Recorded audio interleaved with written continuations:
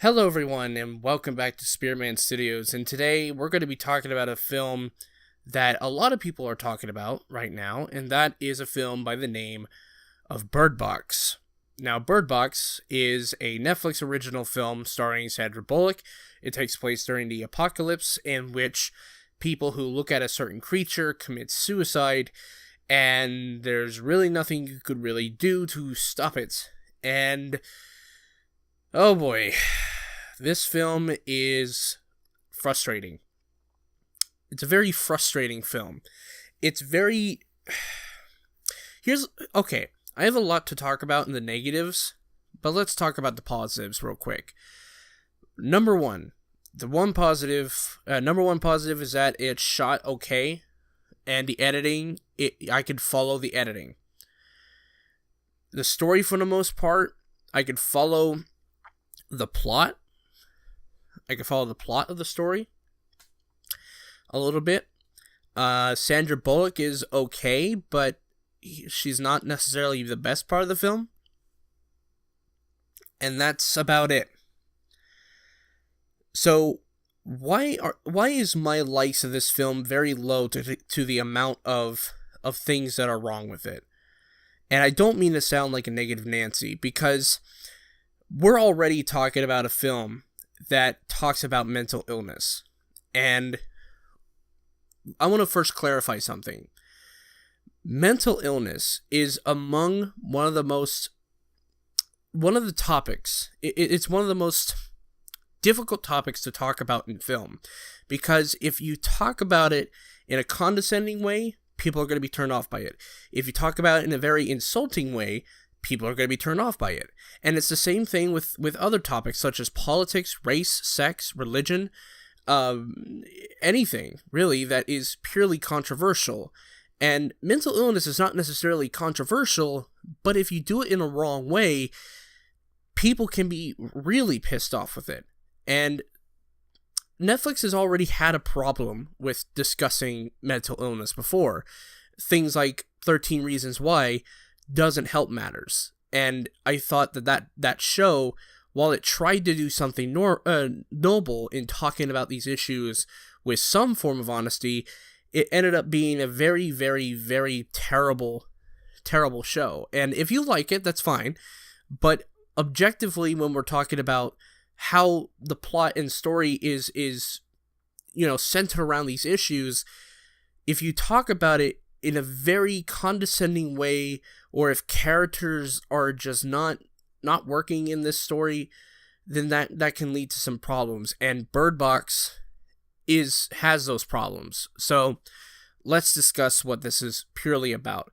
The entire film is structured around how people are blind to the issues of mental illness, and that's not necessarily a terrible thing to discuss, because there are plenty of people out there who are obviously blind to these issues, who are obviously, they don't care about these issues, and I've seen people like that. However, the problems with this movie both stem from the characters and the creatures, and both of these are intertwined. These are not separable. Because the creatures themselves affect the characters' own personalities, this in of itself is non-splittable. You cannot split the creatures from the characters themselves. So let's talk about the characters. The characters here are paper thin. We get almost nothing of character development for any of these characters. We almost know nothing about any of the other characters, and it's sad. Because the thing is, if you're going to make a movie about depression, wouldn't we want to know anything about these characters? Like, I get it. There are some people that we don't know much about that are going through tough times. I get that. I've had friends who have done the same thing. I've had family members who have gone through the same thing. I've had, people that were on my campuses that I've been on that have done that same thing. But the problem with Bird Box is that we don't get a sense of who these characters actually are. So that when we actually see them either die or become consumed by this creature, we don't have any emotional connection with these characters. And it makes them just non-relatable. You can't relate to these people because there's nothing to relate to, other than the fact that they're trying to survive a situation. But what compounds this is the mental illness creature. Now, the mental illness creature in of itself is not a terrible idea. Problem is, it's handled poorly. So let's discuss this real quick. The mental illness creature in of itself forces people to commit one of two things. Because that's all we see in this movie, is one of two things. Either A, you are a completely normal person, or you have some slight tendencies, and you automatically commit suicide.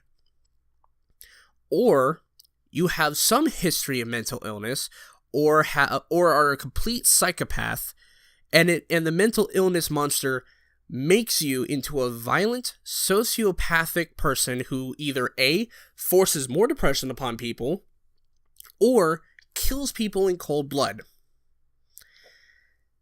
You see where this is going? Because of the film's depiction of mental illness, it paints a very, very broad brush in terms of mental illness. And I see a lot of people online already talking about how this film is a revolution to how we talk about, mental illness, and how mental illness should be always talked about this way. And I'm just thinking to myself, no, this is not how you do it. This is the most senseless way of talking about mental illness, and here's why. Mental illness, in and of itself, is the most diverse affection ever. It can impact people in many different ways. This film, however, only presents two ways. Even people with depression have various different degrees of actual effectiveness. Some people have been born with depression and anxiety issues. That is genetic. There are people who deal with depression in small amounts, and there's people who deal it with a lot. There's people with anxiety issues along with depression, and yes, mental illness affects everyone very differently. And this film really doesn't show that. The film paints broad strokes. And aside from that, it also paints people with mental illnesses like very big psychotic assholes. And on top of this, if that wasn't bad enough, the film itself, because we have no understanding of how to deal with this creature, of how to deal with anything, it presents this position that depression and mental illness cannot and will never be treated. It will never be handled. It will never be treated or helped, even by friends or loved ones. And this is where the film gets it dead wrong in the fucking ground. There are plenty of people out there that are willing to reach out to people. And if you, the person who's watching this video, has suicidal thoughts or depression or needs to talk to someone, call a therapist, call your most trusted friend. I usually talk to a friend of mine on Google Hangouts every week. And that's always helped me, is by talking about my issues with someone else. Because when you have no one to talk to about these issues, when you're not given a way out of these issues other than to run away from the issue, other than to run away from it, like in this movie, there's no hope.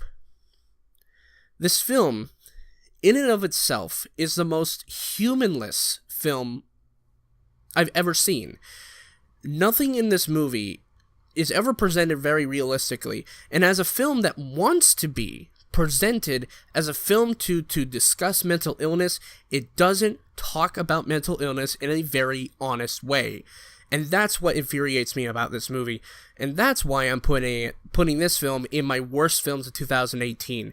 I know there's some people out there, there's some people already commenting on this video saying, oh, well, you just didn't understand Bird Box. Bird Box is about mental illness. Yeah, just because a film or a TV show or a book is about mental illness does not mean that it's actually good.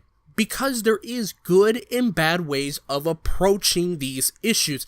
And like I said before, this is one of the most difficult topics ever to discuss in film, because if you're not careful, you're going to end up pissing off everyone.